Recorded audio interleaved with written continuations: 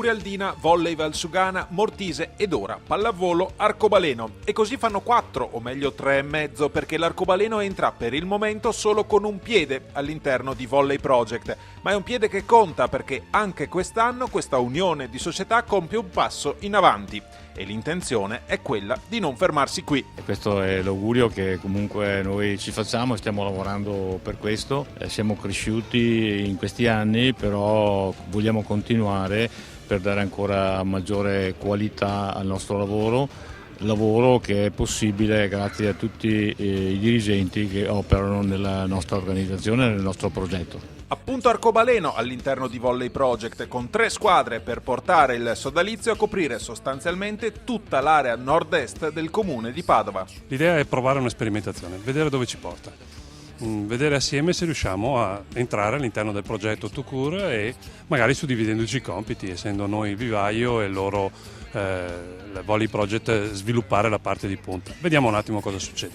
In questo caso l'obiettivo è quello di arrivare ad un'unica società per un unico quartiere, il quartiere 3, che potrebbe diventare un unico punto di riferimento anche per l'amministrazione comunale. Giocare assieme e non giocare contro lo si fa sul campo e lo si fa anche fuori. È una bella notizia di per sé perché dà l'idea della capacità di fare squadra, che è una cosa della quale non solo nello sport ma in tutta Italia mi pare abbiamo tanto bisogno tutti, anzi mi pare che in quest'ambito lo sport padovano spesso dia dei begli esempi. E poi è un bel vedere perché l'unità fa la forza e fa dei numeri immensi, quindi si vedono un sacco di ragazze, nel caso di Volley Project tutte insieme, bambine e ragazze, che sono uno spettacolo di per sé da vedersi non solo nella pallavolo ma in qualunque sport. Volley Project ha presentato tutte le squadre che schiererà nella nuova stagione. Pallavolo al femminile, campione regionale in Under 16 nel maggio scorso, che ora vanta la categoria più elevata in città, ovvero l'acquisita Serie B1. Con il movimento giovanile che stiamo creando abbiamo ritenuto opportuno provare a dare una categoria superiore alla prima squadra. Questo in prospettiva anche per il giovanile che affronterà una Serie C, quindi una categoria superiore a quella dell'anno scorso, e quindi per dare proprio al movimento un obiettivo più alto. Noi ormai si era consolidata la categoria, la B2, non sempre la scelta ottimale è quella di voler vincere la categoria, ma per crescere a livello di gruppo a volte serve la competitività.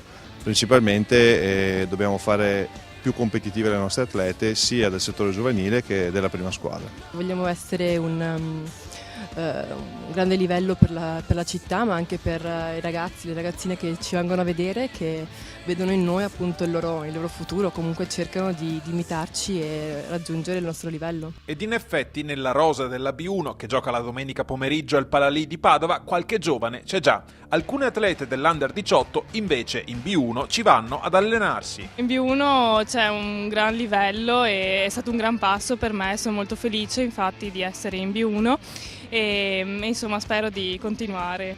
Meno coloro di tanto in tanto, insomma non mi sembra, cioè ovviamente il livello è completamente diverso, però comunque non mi sento un pesce fuor d'acqua, ecco. Pian pianino penso che potrei aspirare ad arrivare al loro livello, cioè ci spero vivamente perché la mia passione è la pallavolo e io adoro la pallavolo.